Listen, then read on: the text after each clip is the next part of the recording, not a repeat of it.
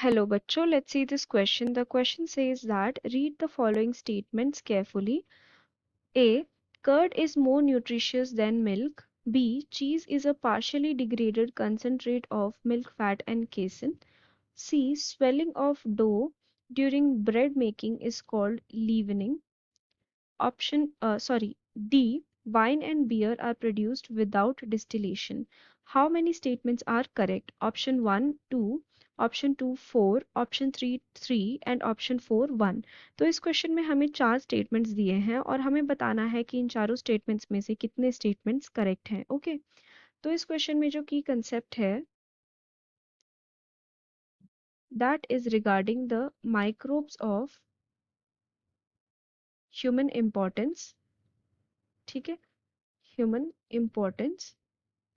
तो ये ऐसे माइक्रोब्स रहते हैं जो हमारे ह्यूमन पर्पस के लिए बहुत यूजफुल रहते हैं। ह्यूमंस जो भी चीज़ें कंज्यूम करते हैं उनको बनाने के लिए ये माइक्रोब्स यूज में आते हैं। तो इनसे रिलेटेड कुछ स्टेटमेंट्स दिए गए हैं, हम एक एक करके सारे स्टेटमेंट्स देखेंगे। तो स्टेटमेंट ए में बोला है कर्ड के बारे में, बोला है कि it is more nutritious than milk. तो ये जो स्टेटमेंट है ये करेक्ट स्टेटमेंट है। ऐसा क्यों? बिकॉज कर्ड के अंदर जो है विटामिन B12 रहता है, विच ये कर्ड कैसे बनता है? From milk by the process of curdling, right. तो इसके अंदर क्या है, विटामिन B12 की जो क्वांटिटी होती है वो बहुत ज़्यादा होती है।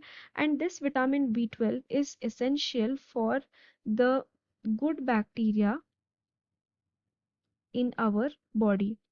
ठीक है, हमारे गट के अंदर जो गट माइक्रोफ्लोरा होता है ना, ये क्या करता है, ये जो भी हार्मफुल पैथोजेनिक बैक्टीरिया और या फिर माइक्रोब्स हमारे बॉडी के अंदर जो घुसते हैं उनको फाइट करने में ये गट माइक्रोफ्लोरा हेल्प करता है। और इस गट माइक्रोफ्लोरा को मेंटेन करने के लिए इम्पॉर्टेंट है vitamin B12 which is provided by curd. So that's why it is more nutritious than milk. Then statement B में बोला है cheese is a partially digested और degraded concentrate of milk, fat and casein. तो ये जो statement है that is also true, because ये cheese जो होता है ये पार्शियली डिग्रेडेड होता है, फुली डिग्रेडेड नहीं होता। मिल्क, फैट एंड केसिन क्या है? Protein that is present in the milk. तो ये भी स्टेटमेंट इज करेक्ट। देन अगर हम स्टेटमेंट सी देखें तो उसमें बात की गई है रिगार्डिंग द प्रोसेस ऑफ लीवनिंग। तो यहाँ पे क्या होता है कि जो जब हम ब्रेड बनाते समय ईस्ट डालते हैं ना, तो ईस्ट क्या करता है with the help of, because of the process of fermentation, क्या होता है यहाँ पे, वो डो के अंदर कार्बन डाइऑक्साइड प्रोड्यूस होने लग जाता है। एंड कार्बन डाइऑक्साइड सिंस ये प्रोड्यूस होता है तो वहाँ पे जो डो है वो राइज होने लग जाता है, फूलने लग जाता है। ठीक है, उसको हम राइजिंग ऑफ द डो या फिर स्वेलिंग ऑफ द डो भी बोल सकते हैं। तो ये क्यों होता है? Because of the process of this fermentation that is caused by east and carbon dioxide के इंक्रीज के कारण। एंड इस प्रोसेस को हम लीवनिंग बोलते हैं। तो ये भी स्टेटमेंट सही है। ठीक है, नेक्स्ट अगर हम स्टेटमेंट डी देखें तो वहाँ पे बात की गई है वाइन एंड बियर की। तो वाइन एंड बियर जो है बोला गया है कि it is produced without distillation, so that is a true statement too।